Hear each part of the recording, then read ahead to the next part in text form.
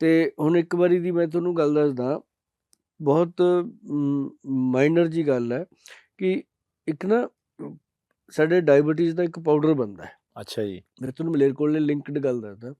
Sugar ਦੇ ਲਈ ਇੱਕ ਪਾਊਡਰ ਬਣਦਾ, ਮੇਰੇ ਕੋਲ ਕਾਫੀ ਪੁਰਾਣਾ ਨੁਸਖਾ ਸੀ ਇਹ, ਗ੍ਰੰਥ ਦੇ ਵਿੱਚ ਲਿਖਿਆ ਹੋਇਆ। ਮੈਂ ਉਹਨੂੰ ਬਣਾਉਣ ਦੀ ਕੋਸ਼ਿਸ਼ ਕਰਾਂ, ਉਹਦੇ ਵਿੱਚ ਬਾਕੀ ਸਾਰਾ ਕੁਝ ਲਿਖਿਆ ਮੈਨੂੰ ਸਮਝ ਆਈ ਜਾਵੇ।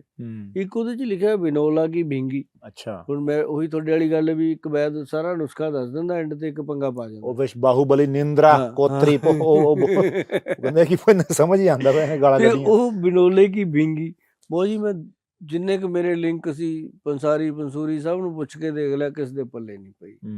ਤੇ ਇੱਕ ਦਿਨ ਨਾ ਜੀ ਮੈਂ ਦੇਖਿਆ ਵੀ ਮਲੇਰਕੋਟਲੇ ਨਾ, ਸਾਡੇ ਮਲੇਰ ਦਾ ਦਰਵਾਜ਼ਾ, ਉਹਦੇ ਸਾਹਮਣੇ ਇੱਕ ਪਾਸੇ ਜੇ ਨਾ ਮੋਤੀ ਸਿਨੇਮੇ ਦੇ ਨਾਲ ਇੱਕ ਵੈਦ ਹੁੰਦੇ ਸੀਗੇ, ਹਕੀਮ ਹੁੰਦੇ ਸੀਗੇ। ਤੇ ਮੈਂ ਕਿਹਾ ਵੀ ਇਹਨਾਂ ਕੋਲ ਚੱਲਦੇ ਆ, ਦੇਖੀ ਜਾਊ।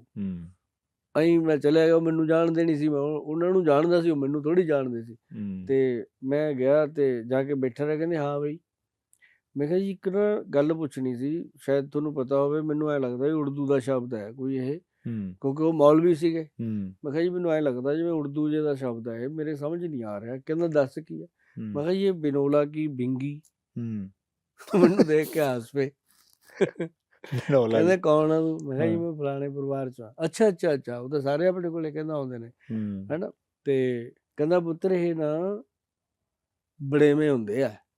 ਅੱਛਾ। ਮੈਂ ਕਿਹਾ ਲਓ ਫੜ ਲਓ ਪੂਛ। ਹੈ ਸਾਰਾ ਪਿੰਡ ਵੰਡ ਰਲਾ ਕੇ ਬੜੇਵਿਆਂ ਦੀ ਜਾਨਵਰਾਂ ਨੂੰ ਖਵਾਉਂਦੇ ਨੇ, ਡੰਗਰਾਂ ਨੂੰ ਪਾਉਂਦੇ ਨੇ, ਤੇ ਐ ਅਸੀਂ ਬੜੋਲੇ ਦੀ ਭਿੰਗੀ ਲੱਭਦੇ ਫਿਰੀ ਜਾਂਦੇ ਆ। ਤੇ ਉਹ ਫਿਰ ਉਹ ਹੁਣ ਤਾਂ ਚਲੋ ਗੂਗਲ ਦਾ ਜ਼ਮਾਨਾ ਆ ਗਿਆ, ਬੰਦਾ ਜਾ ਕੇ ਗੂਗਲ ਤੇ ਪਾਉਂਦਾ ਵੀ ਲੋਲੇ ਦੀ ਭਿੰਗੀ, ਉਹਦੇ ਨਾਮ ਆ ਜਾਂਦੇ ਨੇ, ਕਈ ਸਾਹਮਣੇ ਆ ਜਾਂਦੀਆਂ ਨੇ ਚੀਜ਼ਾਂ। ਉਦੋਂ ਵਿਚਾਰਾ ਆਈ ਮਾਤਲ ਲੱਭਦਾ ਰਹਿੰਦਾ ਸੀ ਕਿਤੇ। ਤੇ ਉਦੋਂ ਫਿਰ ਪਤਾ ਲੱਗਿਆ ਵੀ ਇਹ ਬੜੇਵੇਂ ਦੀ ਜਿਹੜੀ ਗਿਰੀ ਹੈ ਨਾ ਜੀ, ਇਹ ਸਾਡੇ ਬੀਟਾ ਸੈੱਲ ਨੂੰ ਤਾਕਤ ਦਿੰਦੀ ਹੈ, ਪੈਨਕ੍ਰੀਆਸ ਤੇ। ਅੱਛਾ। ਹਾਂ, ਇਹ ਗ੍ਰੰਥ 'ਚ ਲਿਖਿਆ ਸੀ। ਫਿਰ ਇਹਨੂੰ ਉਹਦੇ ਮੁਤਾਬਕ ਅਸੀਂ ਬਣਾਉਣਾ ਸ਼ੁਰੂ ਕੀਤਾ ਦਵਾਈ ਨੂੰ। ਇਹ ਫਿਰ ਸ਼ੂਗਰ ਦਾ ਇੱਕ ਨੁਸਖਾ ਬਣਿਆ, ਜਿਹਦੇ 'ਚ 10 ਚੀਜ਼ਾਂ ਪੈਂਦੀਆਂ। ਜਿਵੇਂ ਸਭ ਤੋਂ ਪਹਿਲਾਂ ਉਹ 'ਚ ਵੀਟ ਗਰਾਸ, ਫਿਰ ਉਹ 'ਚ ਮੋਰਿੰਗਾ ਪਾਊਡਰ, ਫਿਰ ਉਹਦੇ ਵਿੱਚ ਕਿੱਕਰ ਦੇ ਪਾਊਡਰ ਤੁੱਕਿਆਂ ਦਾ, ਫਿਰ ਉਹਦੇ ਵਿੱਚ ਨਿੰਮ ਦੀਆਂ ਪੱਤੀਆਂ ਦਾ ਪਾਊਡਰ, ਫਿਰ ਉਹਦੇ ਵਿੱਚ ਹੈਗਾ ਆਪਣਾ ਗੁੜਮਾਰ ਬੂਟੀ ਹੈ ਜੀ।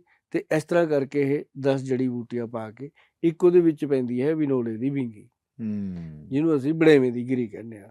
ਉਸ ਤੋਂ ਬਾਅਦ ਜਿਹੜਾ ਇਹ ਪਾਊਡਰ ਹੈ, ਅਸੀਂ ਲੋਕਾਂ ਨੂੰ ਕਿਹਾ ਕਿ ਇਹਨੂੰ ਖਾਲੀ ਪੇਟ ਲੈਣਾ ਸ਼ੁਰੂ ਕਰ ਦਿਓ ਸਵੇਰੇ, ਔਰ ਬਹੁਤ ਸਾਰੇ ਲੋਕਾਂ ਦੀ ਸ਼ੂਗਰ ਜਿਹੜੀ ਆ ਉਹ ਡਾਊਨ ਹੋਈ। ਅੱਛਾ। ਤੇ ਨਾਲ ਨਾਲ ਕਿ ਉਹਨਾਂ ਦੀ ਸ਼ੂਗਰ ਤੇ ਡਾਊਨ ਹੋਈ ਨਾਲ ਉਹਨਾਂ ਦੀਆਂ ਅੰਗਰੇਜ਼ੀ ਦਵਾਈਆਂ ਛੁੱਟੀਆਂ ਹੌਲੀ ਹੌਲੀ। ਔਰ ਫਿਰ ਇੱਕ ਚੀਜ਼ ਹੋਰ ਇਹਦਾ ਬੈਨੀਫਿਟ ਮੈਂ ਤੁਹਾਨੂੰ ਦੱਸਦਾ, ਕਈ ਲੋਕਾਂ ਨੂੰ ਨਾ ਇੰਜੈਕਸ਼ਨ ਲੱਗਦਾ ਸੀ, ਉਹਨਾਂ ਨੂੰ ਵੀ ਇਹਨੇ ਹੌਲੀ ਹੌਲੀ ਫਾਇਦਾ ਕੀਤਾ। ਜਿਵੇਂ ਮੰਨ ਲਓ ਸੁਬਾਹ ਸ਼ਾਮ ਲੱਗਦਾ ਸੀ, ਸੁਬਾਹ ਨੂੰ ਲੱਗਦਾ ਰਹਿ ਗਿਆ, ਸ਼ਾਮ ਦਾ ਹਟ ਗਿਆ। ਹੌਲੀ ਹੌਲੀ ਇਹ ਚੀਜ਼ਾਂ ਲੋਕ ਅਵੇਅਰ ਹੋ ਗਏ ਵੀ ਸੱਚਮੁੱਚ ਇਹ ਚੂਰਨ ਵੀ ਕੰਮ ਕਰਦੇ ਆ। ਤਾਂ ਉਹ ਲੋਕਾਂ ਨੇ ਆਪ ਹੀ ਬਣਾਉਣੇ, ਆਪ ਹੀ ਖਾਣੇ ਸ਼ੁਰੂ ਕੀਤੇ। ਤਾਂ ਇਹ ਚੀਜ਼ਾਂ ਨਾ ਜੀ ਬਹੁਤ ਕੰਮ ਕਰਦੀਆਂ ਨੇ, ਔਰ ਇਹ ਸਾਡੇ ਜਿਹੜੇ ਮਲੇਰਕੋਟਲੇ ਦੇ ਵੈਦ ਨੇ ਉਹਨਾਂ ਕੋਲ ਇਹੋ ਜਿਹਾ ਬਹੁਤ ਕੁਛ। ਕਿਆ ਬਾਤ।